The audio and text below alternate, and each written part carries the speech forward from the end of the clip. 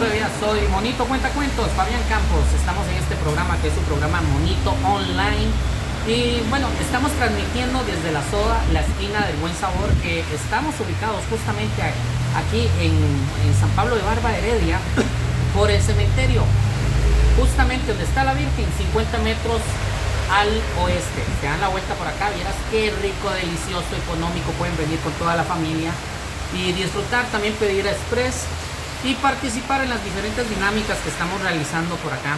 Entonces simplemente apuntan su número, el teléfono, ¿verdad? El nombre, y quedan participando en varios sorteos que estaremos realizando en otros programas con premios ahí específicos que sé que lo van a disfrutar. Entonces, bueno, en todo caso, agradecer a cada uno de ustedes que siempre están aquí fielmente en este programa, disfrutando. Bueno, por aquí está Andrea ya trayendo el tecito, ¿verdad? Riquísimo. Entonces, para que se den la vuelta. Y agradeciéndoles a ustedes por estar siempre en este programa que es para ustedes, un programa familiar, cultural. Y antes que todo, empezar con la entrevista, vamos a poner este programa en las manos de Dios, de nuestro Señor Jesucristo, que nos ha dado pues la vida, la misericordia, que podamos aprender por medio de todo lo que vayamos a escuchar. Y vamos directamente con el invitado. Hoy tengo a mi profesor, al director de la Escuela de Cuentoterapia, Lorenzo Antonio Hernández Pallares, el segundo apellido me cuesta ahí. Okay. Él es el fundador de la Escuela de Cuentoterapia, en el cual la Escuela de Cuentoterapia de Iberoamérica. En Costa Rica está la Escuela de Cuentoterapia de Costa Rica, donde junto con muchos colegas hemos aprendido a utilizar los cuentos de una forma terapéutica. Pero bueno, hemos compartido bastante acerca de su trayectoria, hemos estado hablando de historias, un poco de culturas, hemos hablado de los cuentos tradicionales de allá de Europa, y muchos de esos cuentos pues nos han influenciado, que son los cuentos de los hermanos Grimm, de los cuentos fantásticos, entre otros, ¿verdad?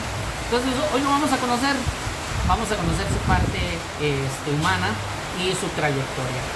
Lorenzo, un honor para mí tenerlo acá. Y para mí estar aquí con ustedes. No, genial, hemos compartido hoy bastante, ¿verdad? Hemos caminado en diferentes senderos. Le gusta el senderismo, ¿verdad? Lorenzo, ¿de dónde vienes? Cuéntenos. Bueno, vengo de España y de un lugar que se llama Murcia, un pueblito que se llama Águiles, y allí fue donde nací y casi donde empieza mi historia y mi romance con los cuentos. Es muy dado allá los cuentos en Europa. Bueno, se habían ido perdiendo, esa fue parte de un poco de mi compromiso con los cuentos, ver que se estaban perdiendo, que se estaban mucho dejándose influir por las películas de Disney y que solo se conocían los cuentos Blancanieves, Cenicienta y los pocos que había películas de Disney, y además estaban muy transformados, muy influidos por el universo anglosajón y también por los de los hermanos Grimm, que son de procedencia germánica, alemana, y por los de terror de influencia francesa. Pero ¿dónde estaban los cuentos españoles y los cuentos de la península ibérica, hispano-portuguesa? Y por eso empezamos a crear esta asociación, una asociación iberoamericana en torno a los cuentos. Bueno, hay algo que nos relaciona. Hay algo interesante, ¿verdad? Que lo vamos a ir hablando en el transcurso del programa. También es fanático de las máscaras, conoce bastante del tema y también es precursor de una tradición en España que se había perdido. Pero también hay una situación que yo como recopilador, que investigo bastante las leyendas y demás, hay mucha influencia europea, española, con nuestros cuentos aquí en Latinoamérica, en Mesoamérica. O similitudes, porque algunas sí son muy indígenas, tergiversadas o españolizadas, pero también las originales tienen similitud con algunas leyendas europeas. Me encontré, digamos, con lo que es el Cadejo, que es una leyenda muy bonita, es una de mis favoritas, y allá en España hay muchas historias de espectros caninos, ¿verdad? Entonces me identifiqué bastante porque me han gustado, he tenido que aprenderme la historia de La Llorona allá en España, que tiene otro nombre, eso es cierto. Hay 3 espectros caninos allá también, de la cegua, que tiene otro nombre, entre otros. Eso ha sido como muy bonito. ¿Cómo lo han visto ustedes con las leyendas de aquí, Latinoamérica, con las que hay allá? Bueno, lo que hay aquí es mucho sincretismo, que se llama. O sea, de alguna forma se ha producido un mestizaje o un maridaje entre las leyendas que vienen de allá con las personas que vienen aquí a vivir. Y no olvidemos que han pasado más de 500 años. Entonces, en esos 500 años se ha ido produciendo pues cosas de aquí, indígenas, que han pervivido, y otras que se han ido sincronizando con leyendas de allá, porque al fin y al cabo ustedes viven en una sociedad multicultural, multiétnica, que hay que darse cuenta de que de allí también viene una gran parte. La gente cuando venía, aparte de con su ropa o con su religión o con su cultura, venía con sus cuentos, ¿no? O con su folclore y con su música, y de alguna forma lo que ahora hay aquí es parte de esa hibridación. Muy bonita, porque si dejamos aparte atrás todo el tema colonial, con todas las heridas que eso puede suponer, lo que también hay es un fenómeno de unión, y de intercambio cultural, ¿no? Y esos son los frutos de lo que ahora hay acá, ¿no? Muchos de los cuentos, de las leyendas, hay que entenderlas con un paso al otro lado del Atlántico y con un paso aquí. Me hace pensar en los cuentos de las brujas de Escazú. Ajá. Sí, se habla que allá hay brujas, pero realmente no eran brujas, eran judíos que hacían sus rituales religiosos, y los que lo escuchaban al ver tantas candelas decían que eran brujos o brujas, ¿verdad? Entonces ahí hay como no sé si es sincretismo, es como, ya, porque eso fue la gente que lo fue inventando, pero quedó como la ciudad de las brujas, y no había brujas, pues simplemente el montón de judíos que se fueron a vivir a la zona y desconocían sus actos religiosos, ¿verdad? Aquí hay varias...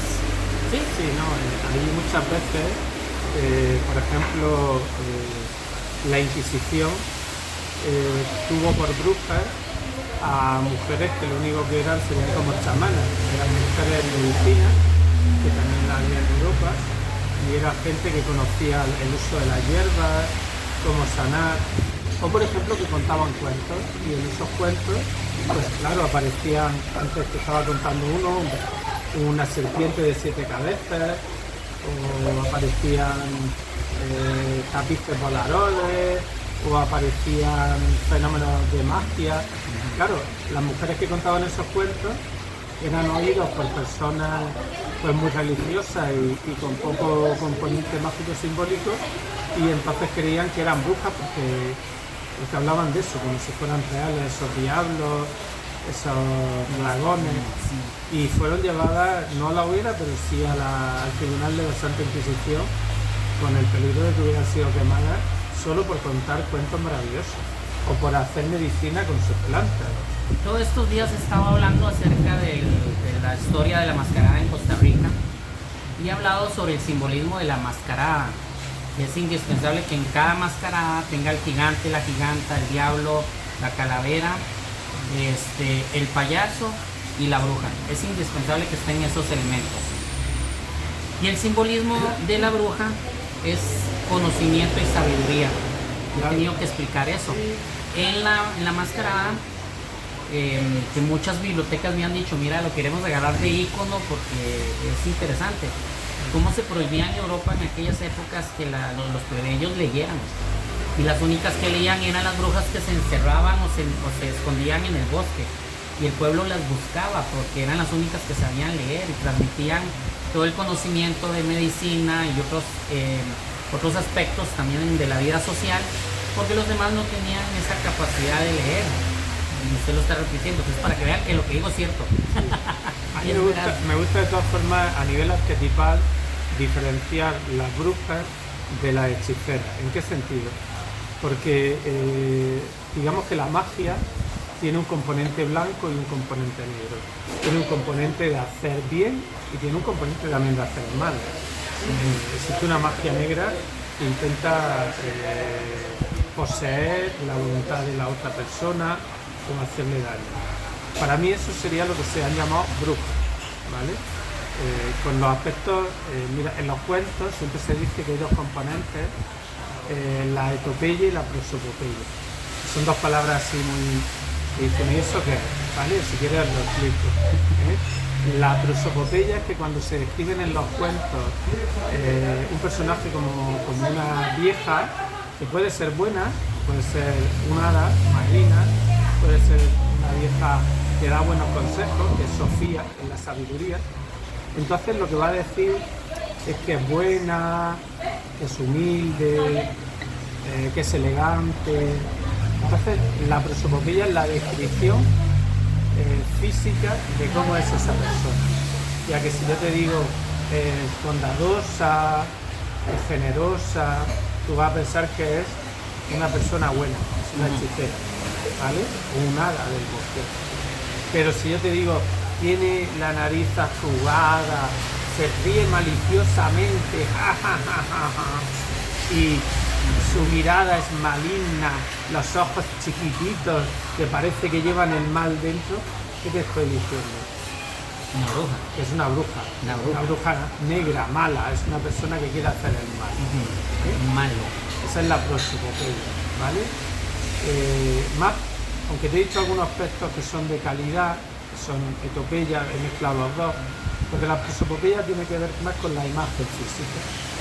Y la etopeya son los aspectos éticos que tiene esa persona. Entonces a lo mejor te digo, es gentil, siempre hace el bien, es bondadosa, siempre está ayudando a los demás. ¿Qué sabrías de ahí? ¿Es hechicera, mala, bruja negra o bruja blanca? Bruja blanca. Estamos ante una hechicera, una persona bondadosa, una hada. Y si te digo, siempre está deseando hacer daño a los niños, quería engañarlos para al final comérselos en su olla.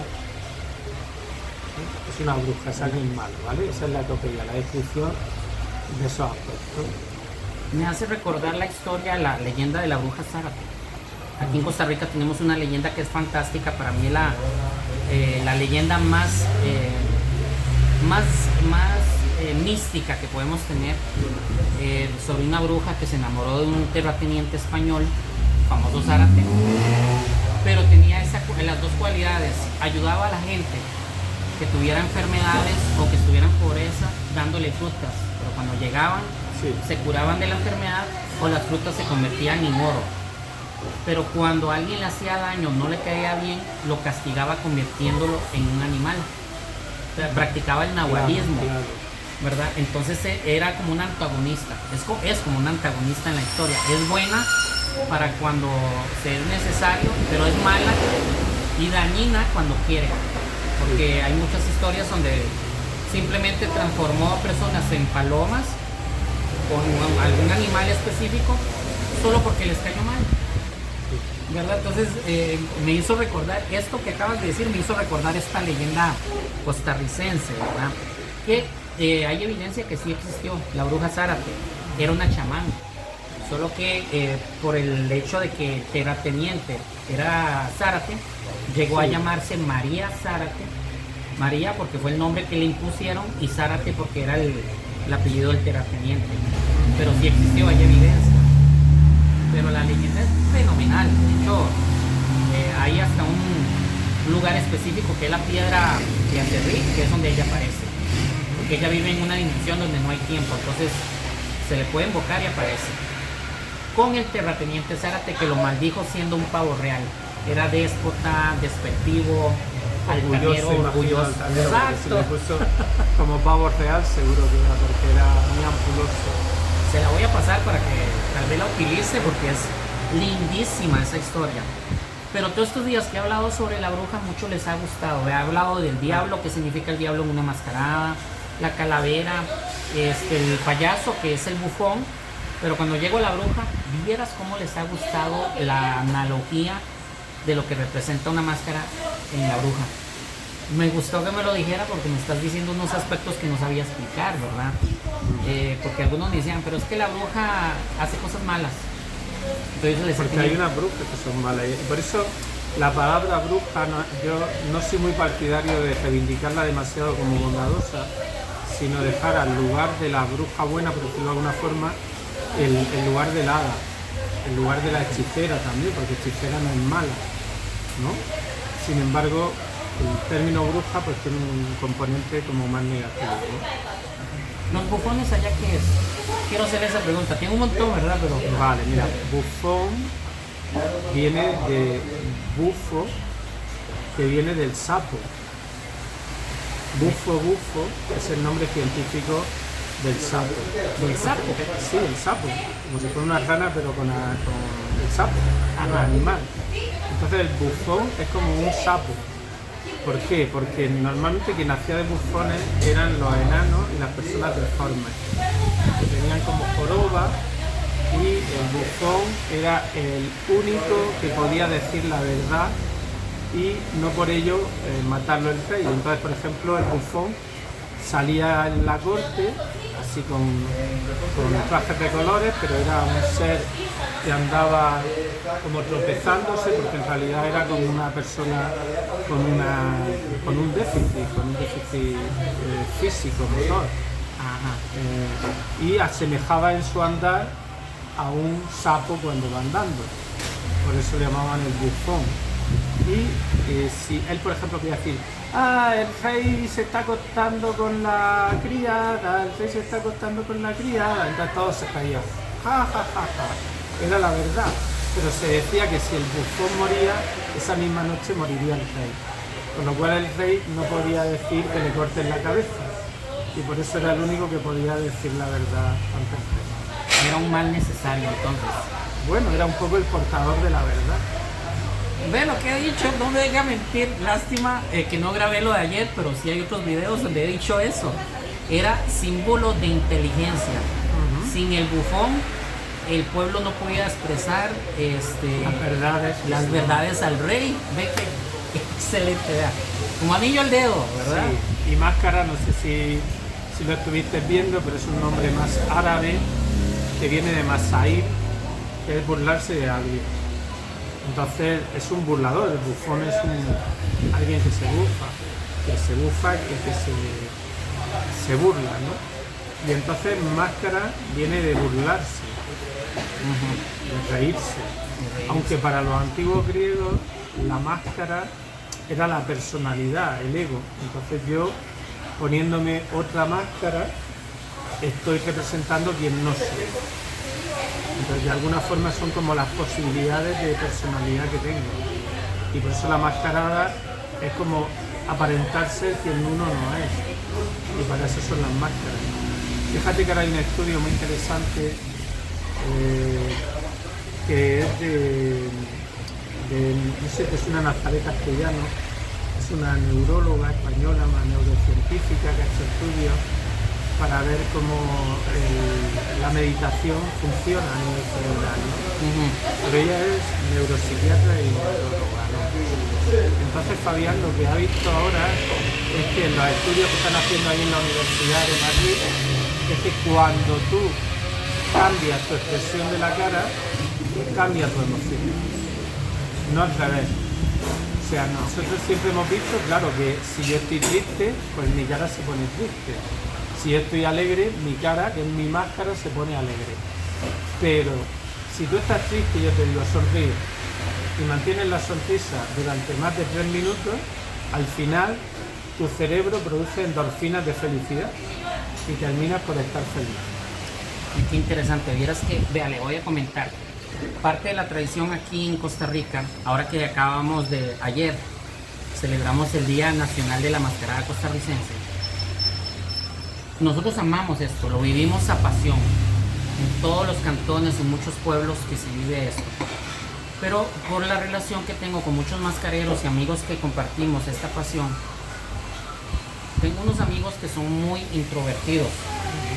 Le pongo una cámara a ellos No dicen absolutamente nada. Ellos no son expresivos. Y cualquier persona diría que que no van a hacer algo a nivel escénico o de expresión, ¿verdad? Y yo que los conozco, que han dado con ellos, se ponen una máscara y se transforman. Claro. Los he visto bailar y sin la máscara no bailan. Los he visto bailar, los he visto personificar la misma máscara. Claro. Los he visto hacer cosas que nadie se imagina que son ellos. Claro, usted los ve, parece una estatua ahí en una esquina. Pero yo soy igual, Fabián. Yo soy una persona muy tímida.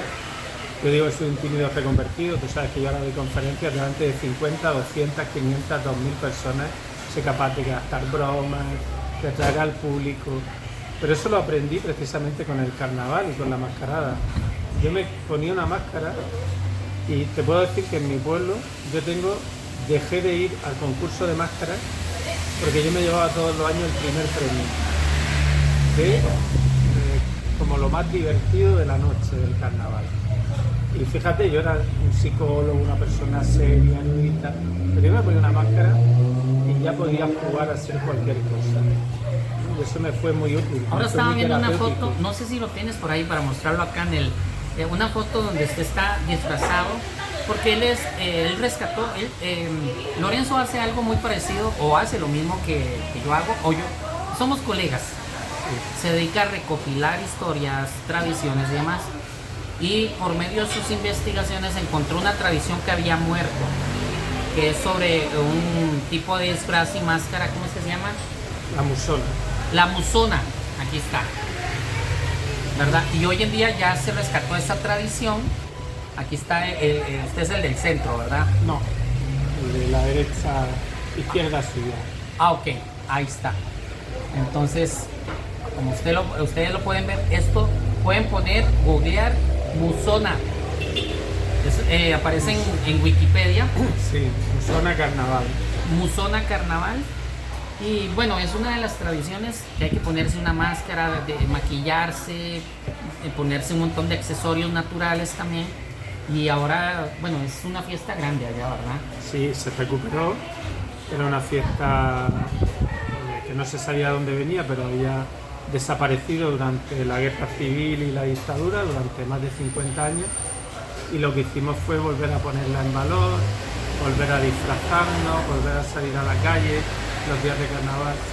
Y bueno, tiene tanto éxito que ya llevamos 25 años, son las bodas de plata. Mucha gente ha nacido ya creyendo que es de toda la vida, y sí lo era, pero se había perdido esa tradición. Porque al final, si no, los antropólogos, los folcloristas, lo que hacemos es certificar la muerte de la cultura popular. Y creo que debemos de ser también los que resucitamos la cultura popular. O sea, lo que hay que hacer es que la gente vuelva a amar su cultura, su folclore y sus tradiciones, no dejar que se pierda. ¿Qué es lo que hacemos? Eso es lo que me identifico mucho. Hoy me di cuenta que hace lo mismo. Ha sido profesor mío ya en varios talleres, pero no habíamos compartido tanto hoy, ¿verdad? No habíamos tenido tiempo de pasear y platicar. Entonces hemos cruzado información y me di cuenta que es fanático también de las máscaras. Entonces, ¿qué más que hablar, verdad? De una manera psicológica que uno aprende bastante. Fíjate, Fabián, lo que has dicho de la máscara, ¿no? De cómo transforma a tus amigos, que son tímidos, ¿no? Los clowns, el clown, que es como el payaso en su mínima expresión de austeridad, ¿no? Porque el payaso va muy pintado, ¿no? El clown no va pintado, como mucho lleva la cara blanca. Y lo único que lleva es la nariz, ¿verdad? Pues ellos dicen que la nariz es la máscara mínima. Y entonces un clown, si se pone una nariz, ya se transforma porque siente que hay una máscara. Siente que hay algo que le oculta de la mirada racional de los demás y que te permite sacar otros personajes que viven dentro de ti. No, qué increíble. Yo estudié actuación. La máscara mínima. Estudié actuación en México y el profesor que tuve, él me decía que yo ya estaba solo en eso. Me ponía una nariz, me mandaba a los parques y solo me decía improvise. Claro. Pero yo me sentía seguro con la nariz. Es la máscara mínima, pero hace que te máscara. Te pone algo en la nariz y ya es como si estuvieras totalmente disfrazado, no necesitas más. Pero él me decía eso, me decía, te voy a dar una nariz, te la vas a poner y si me va al parque, improvise. ¿Quién fue tu profe? Se llama Arturo, ¿cuál Sí. es el apellido? Se me fue el apellido, pero él debe estar viendo este programa porque él me sigue mucho. Ah, perfecto. ¿Verdad? Ahí estudié con él teatro, actuación y teatro para telenovelas. Nunca he participado en una telenovela, ¿verdad? Pero increíblemente él se fijó mucho en esa parte extrovertida mía. De hecho, él me decía que tenía que pararme. Pero en las prácticas, él me decía, te voy a mandar a los parques con una nariz y en un futuro usted se va a dar cuenta por qué. No hemos hablado. Ahora que usted me dice eso, tal vez. Sí. Me manda mensajes a veces felicitándome por los programas y todo, pero ya me dio la curiosidad, voy a llamarlo a ver. Felicítale por haberte dado toda esa iniciación al picón. Qué bonito. Llevo años de no disfrazarme como payaso, ¿verdad? Entonces ahí tengo aún el uniforme y todo, pero prefiero los cuentos. Bueno, los cuentos son otra forma de simbolizar la vida. Parte de lo que es la escuela de cuentoterapia que le he contado a muchos es que vemos de una manera simbólica cada cuento, ¿verdad? Ahora estábamos hablando acerca de la serpiente en las historias indígenas y en el simbolismo de muchas culturas. Es prácticamente, tiene mucha similitud en muchas cosas. Me estabas contando un cuento. La amiga fiel. La amiga la fiel. amiga leal. La amiga leal. Léanla, búsquenla, la amiga leal o la amiga fiel, es muy bonita. Pero es un... Lo mismo ni lo encuentran, porque este es un problema de los cuentos iberoamericanos. Ajá. Y es que se han perdido. Por ejemplo, ya saben ustedes que aquí, en Costa Rica, excepto Carmen Liria, la que hizo una gran labor de recopilación, apenas hay, ¿no? Yo no sé si se están empezando ahora, pero durante muchísimos años, decenas, nadie ha reivindicado los cuentos traviesos. Entonces son difíciles de encontrar, porque en internet dice, se encuentra todo. No, mentira. En internet no van a encontrar muchos de los cuentos de tradición oral costarricense ni iberoamericana de ningún tipo, y es una pena que se hayan perdido. Yo tengo una tarea que él me dejó en el último taller, no le he cumplido, que es pasarle las recopilaciones que yo tengo, y es cierto, todas las historias, Me acuerdo. se las tengo que pasar, todas las historias que yo tengo, que narro a veces, son de manera oral y no están en internet, no se encuentran. Por ejemplo, el de la amiga leal podrían encontrarlo desde Julio Camarena, que es uno de los grandes recopiladores y folcloristas de la península ibérica, y ese, por ejemplo, está se me fue el nombre del libro, pero bueno, Julio Camarena, y los cuentos de los siete vientos, en el volumen 1 de los cuentos de los siete vientos. Pero me encantará que esa tarea que conveníamos hace ya casi 3 años, ¿no? Pues se haga realidad. No, lo voy a cumplir porque es que te voy a contar. Son testigos.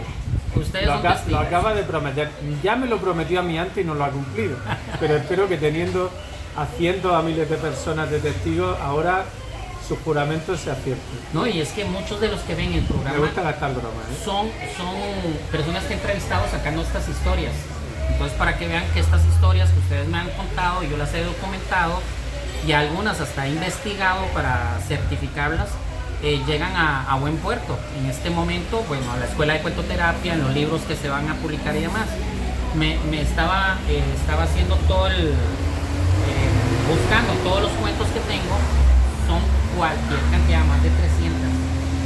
Se las tengo que pasar, ¿verdad? Porque tiene una relevancia cultural. Hasta quizá podríamos hacer algún libro sobre eso. Por ahí viene el asunto, porque no las he querido compartir porque hay que hacerles correcciones filológicas y demás. Pero aquí ahí vemos, aquí hay un equipo grande, porque ¿cuántos son ahora en la escuela de cuentoterapia? En docentes, ¿Sí?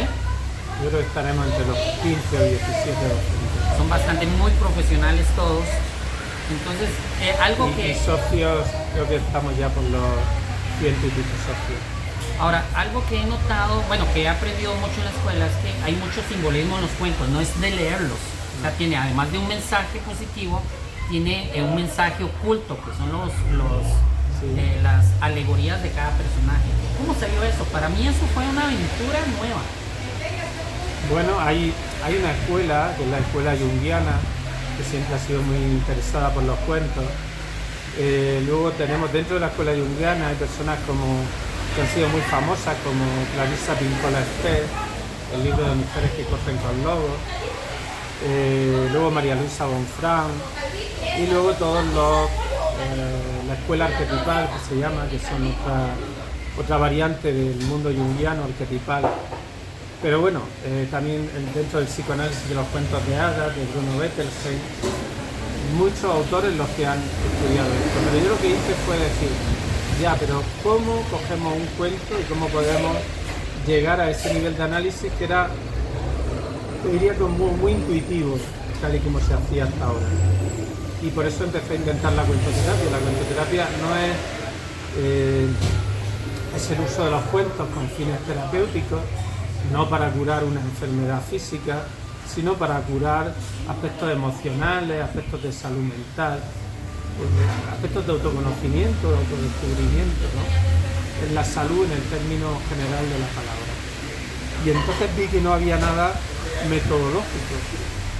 Y lo que yo estaba haciendo con los cuentos, que os he enseñado en cuentoterapia, es como una regla, una metodología, una didáctica de cómo llegar a saber que en un cuento hay unos componentes que son, le llamamos intrapsíquicos, porque quiere decir que todos los personajes que hay en el cuento, incluso todos los objetos, son como parte del ser humano, parte de la persona, de la psique, en el aspecto más amplio de la psique. Y además, teniendo en cuenta que la psique o el ser tiene 4 centros, 3 centros que son los que estudia más la psicología, la parte mental, el centro mental, cognitivo, la parte emocional, más pasional, y la parte instintiva, la parte más pulsional, ¿vale? Esos 3 centros siempre van a estar representados en los cuentos. Y lo que quieren es llegar como a un 4º centro, que sería el mundo, vamos a llamarle espiritual. Uno llamaba el animus y el ánima, ¿no? Como si no nos gustan esas palabras alma, porque parece que tiene un componente religioso, podríamos hablar de la parte de la esencia de la persona. Entonces, parte emocional, parte pulsional, parte mental y la esencia de la persona están representadas en el cuento por medio de los personajes, los animales y los símbolos del cuento. Y para eso hay una cosa que se llaman los diccionarios de símbolos. Y entonces, pues tú sabes que, por ejemplo, encontramos, pronto hay un pozo. Y miramos el pozo y el pozo simboliza el subconsciente, la parte profunda de las emociones. Entonces, cuando pase algo en un cuento que hay un pozo, que nos está hablando de esa parte profunda de las emociones, de esa parte que no está, que está empezada, sopejada, ¿no? Tenemos que hacer, pero se nos iría la hora entera, y tú sabes que en hacer un análisis de cuentos nosotros nos podemos tirar 3-5 horas. Bastante, sí. Y luego también sabes que vemos la parte interpersonal. Entonces también en los cuentos vemos que cuando aparece un rey, cuando aparecen los príncipes, en realidad están hablando de mi papá, la reina es mi mamá, que es la que tenía el poder en mi infancia, los otros príncipes son los hermanos, y entonces todas esas luchas, esas peleas, pues van a hablar de los celos, de la envidia, de las emociones, de la rivalidad fraterna.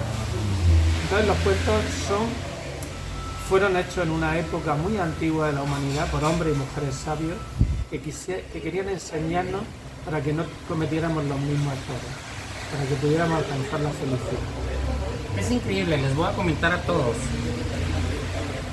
Yo como narrador me toca leer bastante, pero llegué como a tiene un nombre técnico, pero llegué a leer por leer, solo como por aprenderme el cuento, tenerlo en la mente, repasarlo y narrarlo, ¿verdad? Entonces ya no era como una lectura que lo disfrutara, ya era por obligación.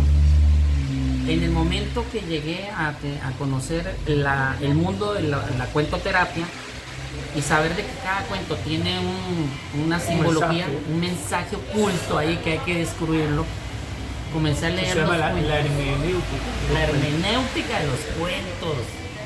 Son textos sagrados en realidad de la humanidad, muy antiguos. Pero bueno, en mi caso llegué a tener otra vez esa pasión por los cuentos. Ya veía los cuentos de otro perspectiva. Entonces para mí leerlos ya era con pasión, porque tenía que leerlos y después descubrir el mensaje oculto. Y entonces fue como un encuentro a un mundo diferente y un encuentro otra vez con la lectura, ¿verdad? En aquellas épocas, porque ya tengo años de estar en la escuela de cuentoterapia, ¿verdad?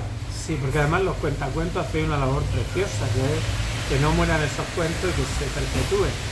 Pero es verdad que si no conocéis el mapa psicoemocional de los cuentos, si un niño de pronto dice, pues yo las gotitas de saliva hablaban en un cuento, o el sapo se le cae la bola de oro en el pozo. Bueno, porque eso queda como que el niño ha dicho eso, pero a lo mejor no sabemos que lo que está hablando es de un problema que él tiene con respecto a qué pasa cuando él pierde parte de su conciencia, cuando a él es un poco, te diré, impulsivo, cuando no cuida los consejos que le han dado en casa.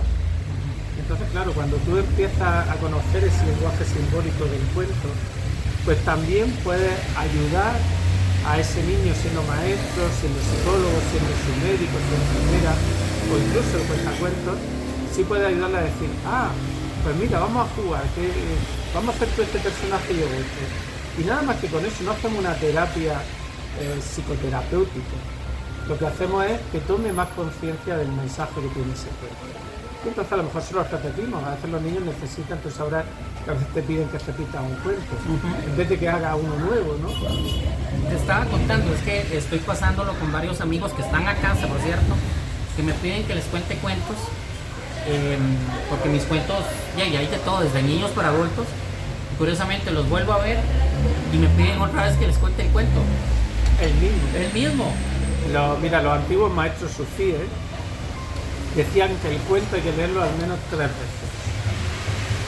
Porque la primera vez el cuento llega a la cabeza y uno intenta entenderlo. La segunda vez llega la emoción y uno siente lo que está pasando. Y la tercera vez llega el instinto. Y entonces cuando se produce la magia. Porque aunque uno no entienda nada, sabe que ese cuento fue para él. Muy qué bonito. ¿En dónde estamos aquí? Ubicados en la Soda, la esquina del Buen Sabor. ¿Qué te ha parecido? Me ha encantado.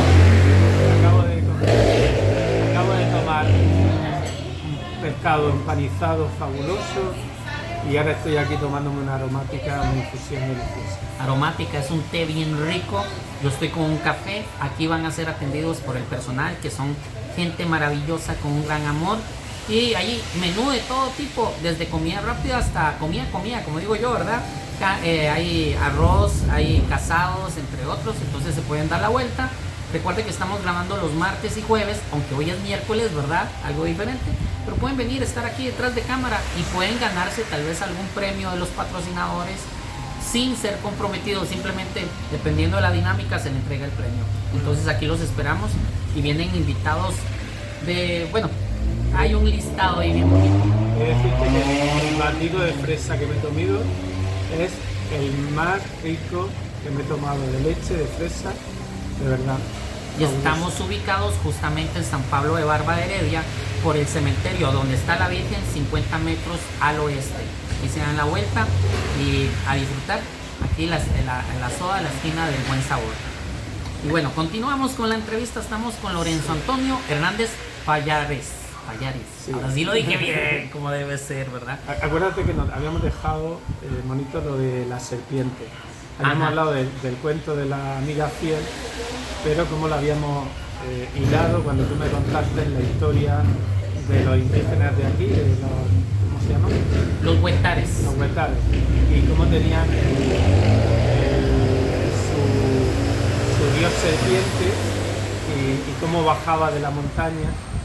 Y entonces por eso hemos hilado con el cuento de la amiga fiel, porque también una serpiente que baja cuando la tormenta, que cambia de piel, y que cambia de piel, que era lo que hacían aquí los indios, y por eso luego fueron tan amantes de San Bartolomé, ¿no? Porque es el que despellejaba, como la serpiente, ¿no? Que pierde la piel y se renueva y renace, ¿no? Muy bello, de verdad, me ha encantado. Hay una gran similitud, ¿verdad? En muchas culturas, cuentos. En estos días, sobre todo, me llamaron para hablar sobre el por qué se utilizan las leyendas en muchos aspectos literarios, en otras historias y demás.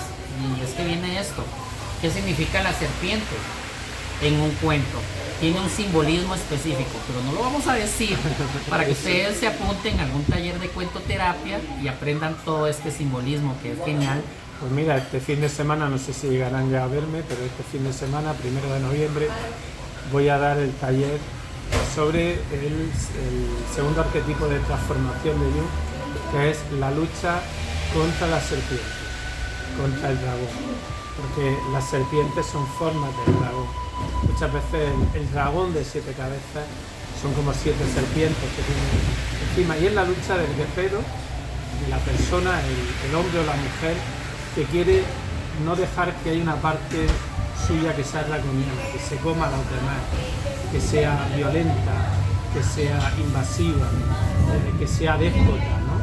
Entonces luchar contra el dragón es luchar contra ese narcisismo nuestro, contra esas personas que un buen día te botan y dicen vete de aquí sin explicación, con la gente cruel, ¿no? Tenemos un mundo de personas que no sean crueles.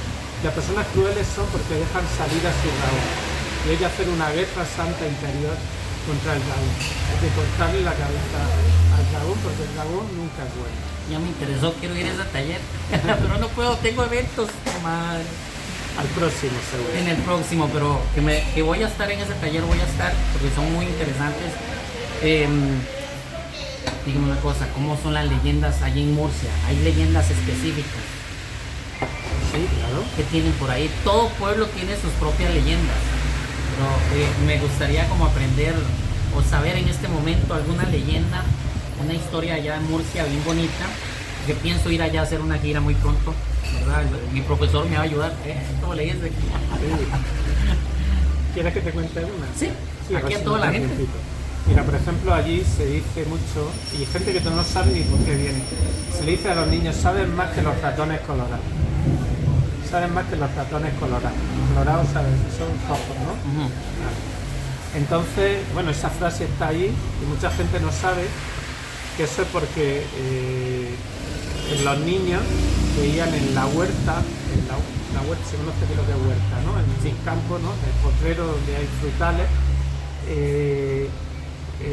veían como unos bichitos que parecían rojos, ratones de color rojo, y en realidad eran duendes. En esta zona los duendes son los ratones colorados. Entonces el cuento, la leyenda dice que una vez una mamá, el papá había muerto, los niños eran pequeños y ella se tenía que ir a trabajar y los dejaba solo en casa. Y cuando llegaba, ellos cantaban canciones, ellos sabían bailar rondallas y jotas, e incluso llegó un momento en que sabían poesía y que sabían leer. Y dijeron, pero si no han ido a la escuela, ¿cómo van a saber leer? Como ella no sabía leer, creía que cogían trozos del periódico y se lo inventaban.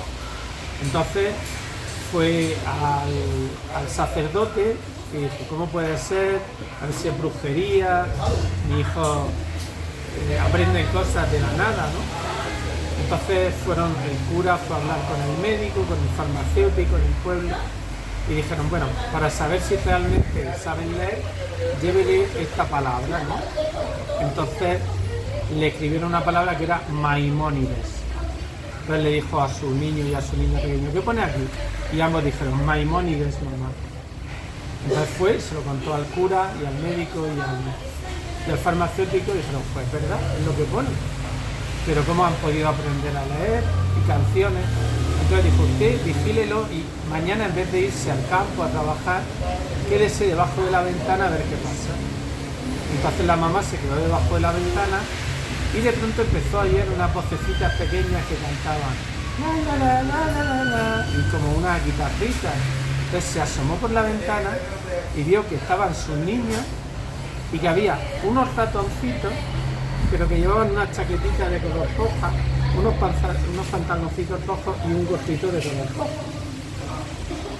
Y entonces cuando los ratoncitos, ella tosió Y entonces levantaron la vista y la vieron y salieron corriendo y nunca más volvieron. Pero son los ratones colorados, que en realidad no son ratones colorados, son duendecitos con cabeza de ratón y cuerpecito de duende que enseñan a todos los niños que no saben. Por eso cuando un niño sabe mucho en Murcia, dice, ¡ay! Tú sabes más que los ratones colorados. ¡Wow! ¡Qué bonita! Un aplauso. Excelente. Qué bueno. Me gustó esa historia. Está lindísima. Una leyenda de Murcia, allá donde vive Lorenzo Antonio Hernández Pallares. Que siempre me gusta pronunciar el apellido de materno. Es muy importante, ¿verdad? Ahora estábamos hablando sobre ciertos temas ahí de barbeños que se asimilan mucho a entidades allá en... Se me acaba de ir la pregunta, creo que toque. Imagino que los duendes, los protectores de la naturaleza, también hemos hablado esta mañana, ¿no? Estuvimos hablando de los duendes, ¿verdad? Sí. Los duendes allá son muy diferentes de los duendes de acá, ¿verdad? Bueno, no conozco a los de acá. Todavía no me lo han presentado, pero sí, imagino que sí, porque cada cultura... Ahora, ¿qué tienen en general los duendes, como yo creo en todo el mundo? Son espíritus de la naturaleza muy potentes, aunque parezcan muy pequeñitos, y suelen ser divertidos, alegres, incluso un poco burlones, un poco que les gusta esconder cosas, no sé, aquí por allí siempre esconden cosas, y también hacen que la gente que quiere destruir la naturaleza no pueda. Son protectores de los árboles, de los lugares sagrados, de los ríos, de los nacimientos de agua. Ahí están asociados a otro tipo de seres esféricos, como son las ondinas de la espuma del mar, como son las tallanes, que son las protectoras de las fuentes, las sílfides, protectoras de flores y mariposas. Entonces son personajes que de alguna forma tienen el poder de defender todo lo que es natural, todo lo que viene de la madre tierra, ¿no? Son como los guardianes. En esta experiencia como cuentoterapeuta, ¿cuál ha sido la historia que más ha trascendido en tu carrera como cuentoterapeuta? ¿Alguna historia que usted diga, mira, me sucedió esto y esto trasciende no solo para mí, sino para muchos? Pero no te entiendo mucho la pregunta. Una historia que haya trascendido en tu vida como cuentoterapeuta. Vale, que haya tenido... Bueno, ha habido muchas, pero mira, por ejemplo, una de las primeras... a mí, mi amor por los cuentos me lo transmitió una de mis abuelas, mi abuela materna, que se llamaba Carmen. Ella murió con 107 años y era una gran contadora de cuentos, tenía muy buena memoria. Y parte de los cuentos que yo recopilé primero y que mejor conservo son los de mi abuela Carmen. Entonces, cuando empecé a ser psicólogo, todavía era yo muy jovencito, tendría 23 años, y casi fue uno de los primeros colegios que fui. Había una niña que no quería hablar con la maestra ni con ningún adulto. Tenía una cosa que se llama en psicología mutismo selectivo. Ella sí hablaba con los hermanos, y los maestros veían que ella en el patio hablaba con las otras niñas. Y las otras niñas le decían que sí, que la niña sabía hablar, porque al principio creían que era muda, que no sabía hablar. Pero la niña sabía hablar, pero no hablaba ni con los padres, ni con ninguna persona mayor adulta. Entonces, bueno, yo me acordé de un cuento de los que me contaba mi abuela, que eran las 3 naranjitas del amor. Y es un cuento en que una de las princesas no habla, y entonces es cuando un pájaro va y le va a apagar la vela que ella lleva en una procesión para recuperar al príncipe. Ella le dice apártate, y entonces empieza a hablar, ¿no? Y el príncipe se salva y se casa con la niña. Entonces yo vi que a la niña le encantó. Y yo dije, ¿te ha gustado? Y ella solo por gestos me dijo que sí. Pero la semana siguiente, cuando volví a ese colegio y llegué a esa clase, la profesora me abrazó y emocionada lloraba y me decía que la niña al día siguiente le había dicho, ¿me puedes contar el cuento que contó ese señor? Y a partir de ese momento la niña habló Entonces, yo creo que ahí fue cuando le planteé el poder curativo de los cuentos. Esto tiene que valer para más niños, para más... Es un cuento que transforma. Es increíble. Hay Bueno, otra cosa, por ejemplo, también, si me permite, que fue cuando fui a trabajar con los Pupa Clown. Pupa Clown en España son los payasos de hospital. ajá. Entonces tengo algunos que son alumnos y con los que colaboro. Y entonces, pues yo les conté el cuento de Así es la vida. Seguro que lo conocen. Sí, claro. Ilustrado, Lindísimo. lindo. Y entonces pues yo fui a un congreso que habían hecho ellos, los payasos de hospital. Me dijeron, un cuento curado todo. Y conté ese, es un cuento que lo cura todo. Y había unos papás que se me acercaron llorando y me dijeron que estaban muy agradecidos porque su hija estaba muriendo de leucemia, de un cáncer de sangre, pero que ellos con mi cuento habían entendido que tenían que dejarla ir, que no querían que ocurriera, pero que la niña estaba sufriendo mucho. Entonces yo me emocioné y cogí el cuento, se lo filmé y se lo regalé. Al año siguiente fui al hospital y me contaron las enfermeras que ese cuento que yo les regalé cuando la niña murió, ellos lo regalaron a otros papás que tenían a la niña también muy enfermita, y que desde entonces era costumbre que ese cuento pasara de unos papás a otros cuando ya sabían que médicamente no se podía hacer nada. Wow, qué interesante, bueno, mucho que hablar ahí, ¿verdad? Lorenzo, hay una situación que todos hemos vivido, que es el cambio de cultura, ¿verdad? Yo me he identificado mucho con todos ustedes que son españoles. Hasta he aprendido a hablar. Recuerden que la Z es con Z. ¿Cómo le gusta? Sí, yo hago mucho esa referencia. Y además, aquí hablamos muy distinto, pero ese choque cultural, al pasarse de un país a otro, andar en Latinoamérica dando charlas, dando talleres en la escuela de controterapia, no le ha afectado. No, ¿cómo lo ves? ¿O cómo lo ven ustedes? ¿Qué cosa? El pasarse de un país a otro con el modismo, el choque cultural, las costumbres, las comidas y el horario, ¿verdad? Bueno, nos choca, es diferente, indudablemente, ¿no? Yo ayer, la semana pasada estaba en Colombia y yo hice un taller que era el taller del dragón y yo le dije, no, se tenía que llamar el taller del dragón, porque están todo el día comiendo. Aquí no sé en Costa Rica, pero allí en Colombia cada hora y media están tomando algo, ¿no? Y en España pueden pasar 3 horas, 4 horas sin hacer un refrigerio o sin hacer una comida, ¿no? Son cosas que se notan. El horario solar es diferente, la hora de dormir aquí es mucho más temprana, todo cambia, claro que sí. Pero bueno, es bello y al principio tienes que estar unas horitas como para que el acento te vaya calando, pero al fin y al cabo, a veces hay algunas palabras que son muy diferentes. Yo, por ejemplo, el primer taller que di, por lo menos en Colombia me decían, ay, qué pena, que no sé qué, ay, qué pena. Y yo decía, al final del día le pregunto a la organizadora y digo, oye, tan triste pongo a la gente que me dicen qué pena. Y entonces ella me explicó que pena allí es vergüenza. Pero nosotros pena es tristeza, es depresión. Y me decían, me da mucha pena lo que usted ha dicho. Y yo decía, ¿pero qué le he dicho yo? Si no estoy diciendo nada malo, ¿no? Sí, es que... O cuando digo coger, aquí se mean de risa, ¿no? El coger, ¿verdad? Y coger allí es prender una cosa. Agarrar o... Sí. Sí, son términos ya con una connotación diferente. Ya tenemos justamente 8 minutos, no, ¿cuánto es? 7 minutos para terminar. ¿Qué le podemos decir aquí a toda la gente que tal vez estén interesados acerca de esto que vivimos, que son los cuentos, ¿verdad? Nosotros luchamos mucho para que la gente sea lectora, para que la gente deje las redes sociales y lean más cuentos.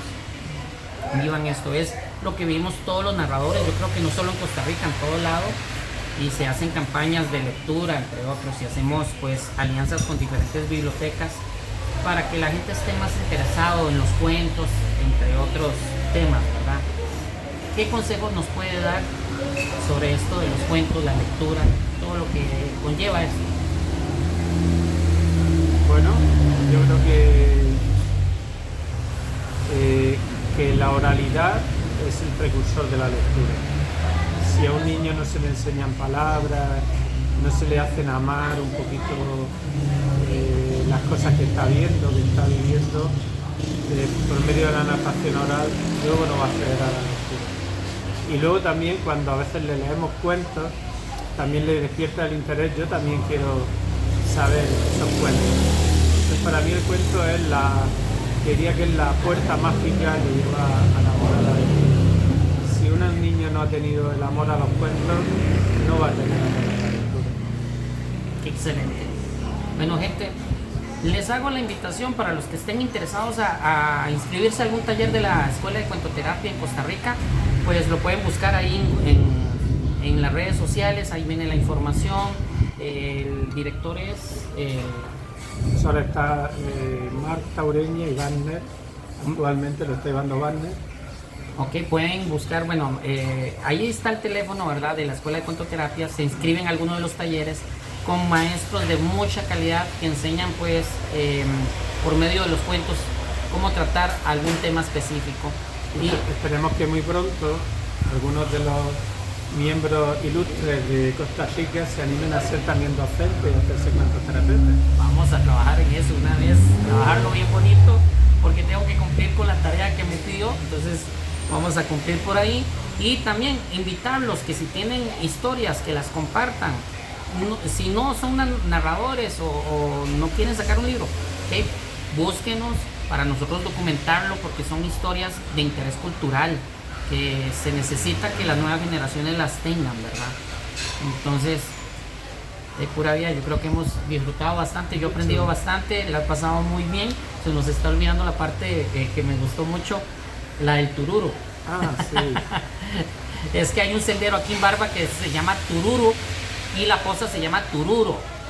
Viene de una misma palabra, pero me cantó una canción muy bonita que tiene que ver con esa palabra tururu, ¿verdad? Entonces yo creo que nos podemos despedir con esa canción. No me la sé casi entera, pero... No, pero la parte que sabes. Bien. Ya se ha muerto el burro de la tía Vinagre, ya le llevan a empezar de esa vida miserable. Que tururururu, que tururururu, que tururururu, la culpa la tienes tú. Mira que toque. Bueno, gente, nos estamos viendo, recuerde, los martes. Bueno, ahora estamos solo los martes y sábados, nada más, pregrabados, en algunos momentos en vivo, entonces para que estén al tanto. Y ahí estamos, pura vida, gente. Dios me los bendiga. Vamos, adiós. Adiós.